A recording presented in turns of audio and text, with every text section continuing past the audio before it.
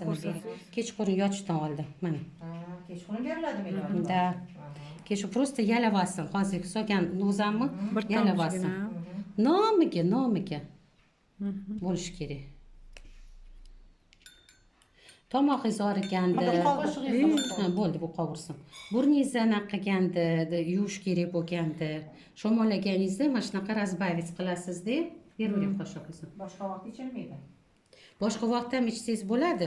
Anaqa xo'jayingiz gaplardan keladilar, jig'ildog'im qayna vaqtida. Menga falon narsa ber, falon narsa ber. Uni bermang deb, mana shuni razbavец qilib bering. Mazza qilib ichadi. Glatok qilib ichiladi bu. Kishi bilmas. Bir xo'plam. Mana endi mana shunga qani. Bir xo'plam yetganingizda. Приятно bo'lsin.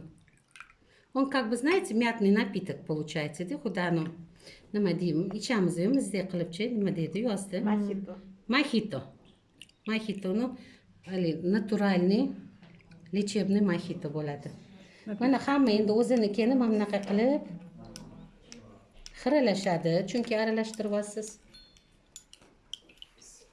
Mana bunaqa narsa bo'lib chiqadi-da. Shuni ichib olish kerak. Mana. Buni keyingi videomizda. Mana shuni oxirida ovqatlar hammasiga bo'lgandan keyin o'yga ketishdan oldin ichiladi. Ovqatlarni bo'ldi, keyin ketamiz. Masalan, kimnikigadir borib keldingiz, zubnoy pastingiz oldingizda bo'lsin. Hozir olgan zubnoy pastingiz har doim mashinada yuradi bittasi. Albatta. Chunki hozir bilasizlar, ko'chada ko'p odamlar bilan gaplashyapmiz. Hamma yoqda virus bor, страховка qilib shuni og'zimga olaman deb, keyin уже kiraman magazinga ham boshqa. Chiqdimmi mehmondan тоже yana shuni olaman deb, страховка qilib og'zimga sovolaman.